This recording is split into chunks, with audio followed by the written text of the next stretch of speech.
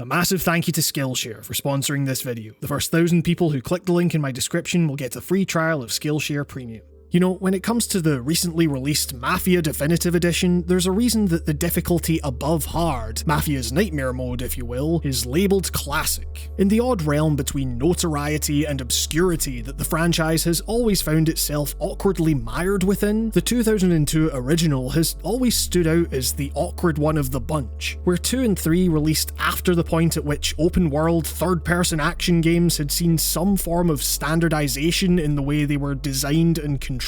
The philosophy behind the original saw the developers making respectable strides towards verisimilitude for its time, that nonetheless left the resulting product feeling all the more weird and inscrutable. Getting caught skipping a red light meant you'd be pulled over and given a ticket by the cops. Reloading mid-clip would see you sacrificing the rest of the ammo in that magazine. Countless missions would see players spend upwards of 20 minutes driving across the city repeatedly trying to control these appropriately rickety 1930s vehicles swerving around the road, taking part in the slowest car chases ever, hammering on the up arrow key in a desperate bid to maintain that precious 15 miles per hour as your car growled up the slightest of inclines. Hell, there's barely any music or sounds outside of your tinny engine to accompany you on these long rides. The original Mafia was a stark experience. It was impressive, sure, for a game to go to such lengths to capture the minutiae of what it would actually be like to live as a gangster in this time period, to be ground down by the brutally prosaic nature of it all. And it was precisely this approach, polished up in the 8 years between releases, that saw its sequel become one of my favourite game narratives ever. These games, at their best, possess an utterly inimitable, surgically crafted ambience draped like a tarpaulin over their respective environments, highlighted through mechanics that had the series playing less like typical exercises in player-driven madness and more as understated, deeply interactive character studies. It's my firm belief that it's hard to find crime storytelling in games that reaches the heights that Mafia 2 frequently achieved. That said, sans the relative polish of its sequel, playing the original Mafia required a focus, a commitment from the player to meet the game on its own strict terms in order to experience the clumsily delivered but certainly ambitious narrative driving the game along. And looking back, that minutia was often more of a hurdle to your immersion and the progress of the plot than it was some kind of atmospheric aid. I remember my frustration trying to get to grips with that initial taxi mission years back was akin to the tutorial of the original Driver. It was tough to see the beauty lying just beyond Mafia's spiky exterior.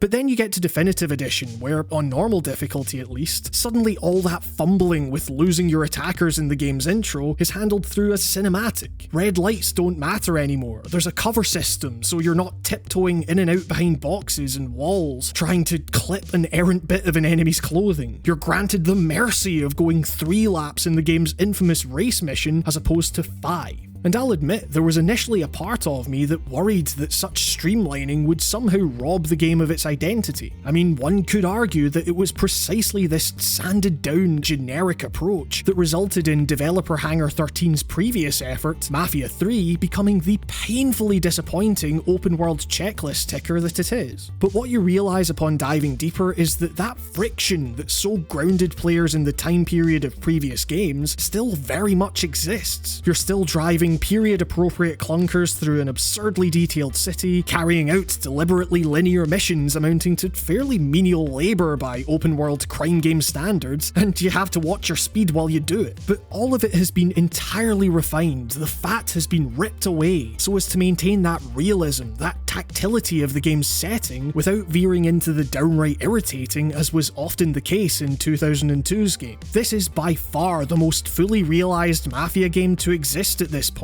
It's honestly pretty phenomenal storytelling as far as I'm concerned, even if it isn't the most faithful in its delivery. Because what's perhaps wildest about this whole scenario is that Hangar 13 are entirely unafraid to make numerous subtle but fundamental changes to the game's very narrative, poking and prodding at every minute detail to more firmly establish the game's cultural context, to expand on themes and breathe an atmosphere into its setting in a way that the original was often too busy beating you down to fully capitalise on. But despite how fundamental these changes often are, you wouldn't necessarily know it without going back to the original for direct comparison. Most of them emerge from the slightest of shifts in the way that scenes are framed, for example. I first noticed this in the game's intro, the establishment of its framing device, wherein protagonist Tommy tells his story to Detective Norman in search of protection from what we assume are his now former employers. Where the original saw Tommy meet Norman in the cafe, the roles are merely reversed here, but despite being such a simple change, the effect is significant, enlivening the rather robotic transactional exchange that opened 2002's game. Norman is now making his way across town, following a lead he's skeptical of,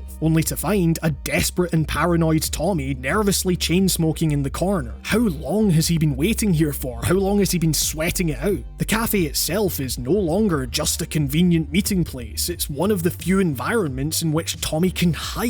This one detail completely alters the dynamic of the scene, the framing device for the entire game, giving it so much more energy, a palpable tension that just wasn't there before. And this kind of attention to detail only continues to make itself apparent the further you get in the game, exemplifying that despite having previously made the worst game in the franchise by far, Hangar 13 still seemed to firmly grasp exactly what makes Mafia tick at its best. For example, if I had to define a key characteristic of Mafia's identity, it's that there isn't really any one foe to speak of that you could readily identify as the defining antagonist. Rival boss Morello is set up as a boogeyman of sorts, but his physical presence is rarely felt. Instead, the threat has always been more existential than that. It's the growing realization Tommy has that the jobs he's doing aren't getting any more glamorous, just more dangerous as the wider culture shifts around him and his associates, spurred on by the ever-evolving, unpredictable whims of the corrupt forces of power, the police, the government, etc. In short, the key struggle of Mafia is an almost Red Dead-esque resistance towards the changing of the times. But where the original game made time a very literal threat, as you race to your objective, getting pulled over by the cops and anxiously watching the seconds tick away, in Definitive Edition it's slightly more abstract, with the numerous alterations to the game's storytelling making clear that the period of this game's drama was one of absolute turmoil. Indeed, merely hinted at in the original through the occasional mission where you'd pick up crates of liquor, or you'd drive past seemingly well-to-do people huddled around barrel fires, the real enemy here is prohibition and the end of it. It's the Great Depression. The hustle and bustle of the original Salieri's bar shifts to the uncomfortable quiet of a business robbed of its lifeblood.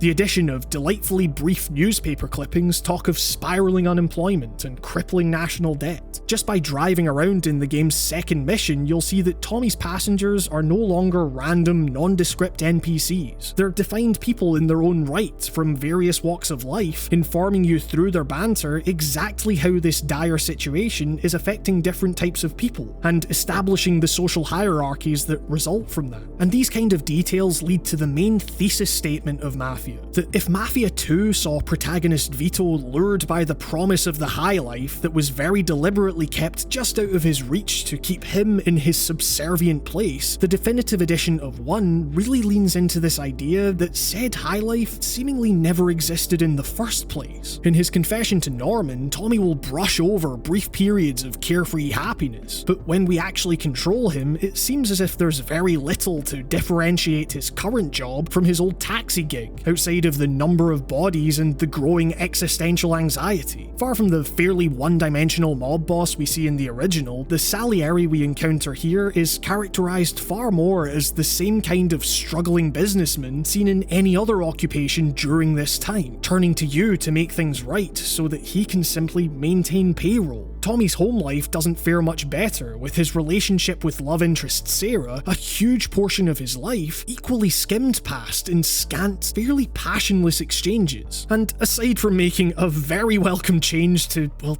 this, it all circles back around, calling into question Tommy's reliability as a narrator in the way that the, shall we say, less evocative performances seen in the original didn't. For me, these huge jumps in Tommy's version of events, the redaction of certain details, really highlighted the fact that this is Tommy specifically telling this story to a cop, unsure if Norman is even going to protect his family at this point. Tom is already in way over his head, and to a certain extent, you get the feeling that he might be deliberately keeping things close to his chest, perhaps to cover his back in case things go south, or maybe it's simply the remnants of the mafioso mindset he's lived in for so many years now. You know, he's ratting out his former business partners, but that doesn't mean he's suddenly pals with the cops either. Hey, you know, maybe Tommy decides who gets to know about his wife, and you ain't one of them, capiche? None of this is outright stated by the game. Instead, the changes made to how these relationships are set up and played out against the newly emphasised backdrop of this tumultuous time period still leave enough room for you to question the wider implications of how the story develops, which, if you've watched this channel for any length of time, you'll know is basically my favourite narrative trick in all of fiction. It's an incredibly fine line to walk, giving players more explicit context without beating them over the head with it, but Hangar 13 really does a remarkable job weaving it all together. Contrast this with Mafia 3, whose noble attempts to confront the blight of racism were nonetheless undermined by the totally superficial foregrounding of it all. The potentially interesting alert system letting Lincoln know that the cops always had their eye on him specifically clashed with the woefully paint-by-numbers open-world structure that more or less provided Lincoln a step-by-step checklist, a clear path to his revenge, and to take whatever he saw fit, turning him into a powerhouse and rendering said cops zero threat. In Definitive Edition, it seems obvious that Tommy never feels like he can change anything, that he's really at the end of his rope here, and because it's all backed up with mission and world design that places you in the shoes of a gangster spiralling out of his depth, you're never allowed to feel like you could do anything to change it either. One job ends, the next begins. You're never given any real chance to relax, let alone combat any one enemy or establishment that would make your life any better. Like everyone else in this world, you're just trying to get by, to adapt to circumstances out with your control. And with the newly added radio stations playing the same kind of big band and swing hits you'd find in a Fallout title, not only are said commutes made slightly less monotonous, but the act of driving through the city takes on a similar kind of macabre humour, I guess. There's the feeling that you're witnessing this city, this veneer of capitalist excess and success, experience a prolonged, lethargic, apocalyptic decline. And as time goes on and you start to see the news cover things like the growing influence of a certain European political figure, you're solemnly reminded that things are going to get a whole lot worse in this world before they get any better.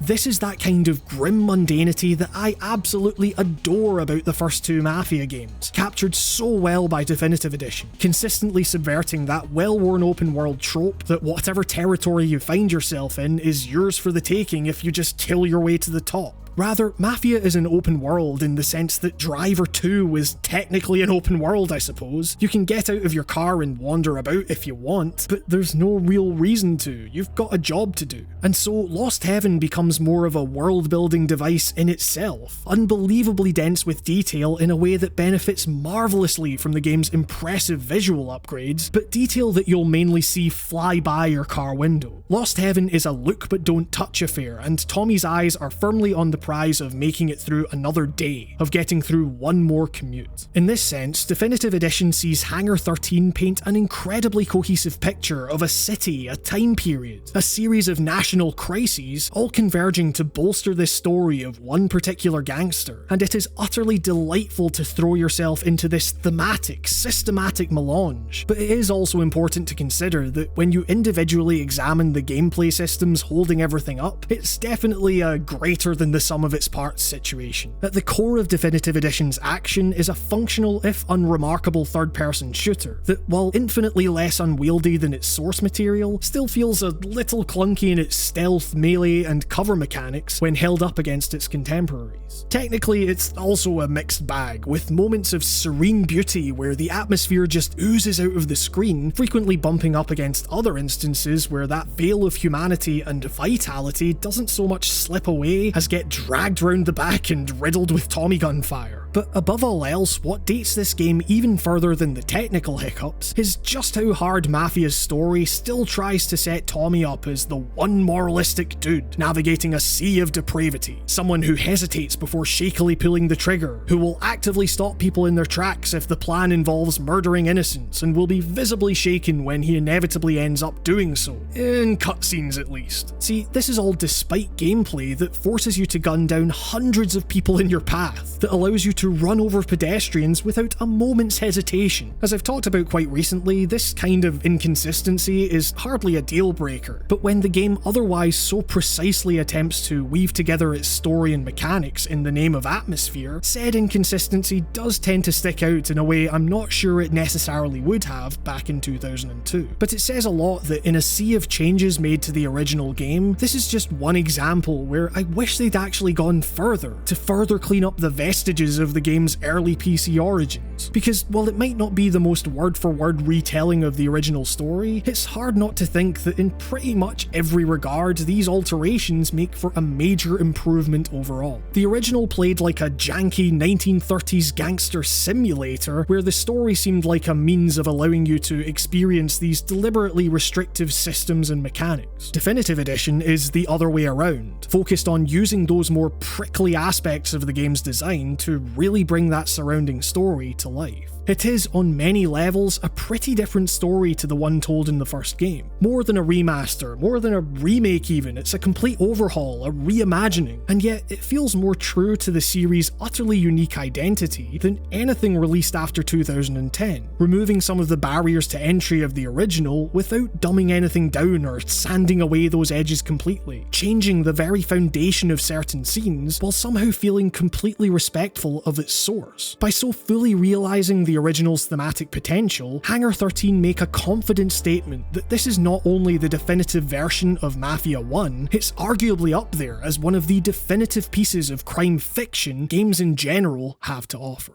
And speaking of confident statements, let me confidently state to you the merits of today's sponsor, Skillshare. Skillshare is an online learning community for creative and curious people, where millions come together to take the next step in their creative journey, explore new skills, deepen existing passions, and get lost in creativity with Skillshare's inspiring online classes, on topics including illustration, photography, video, design, and more. If the kind of detail-oriented storytelling I talked about in the video interests you, maybe try a class like Writing Character-Driven Short Stories with Yoon Lee. Writing short stories, you're having to convey a lot of information about your scenario and your characters in a limited space. This class gives you practical advice on how to be as economical and evocative with your language as possible. What's more, Skillshare offers classes designed for real life and all the circumstances that come with it. These lessons can help you to stay inspired, express yourself, and introduce you to a community of millions, all for less than $10 a month with an annual subscription. And because Skillshare is sponsoring this video, the first 1,000 people who click my link in the description will get a free trial of Skillshare Premium, so there's no risk to checking it out for yourself, and you'll really be helping the channel out in the process. Thank you to Skillshare for sponsoring this video, and I hope you all enjoyed this piece about Mafia.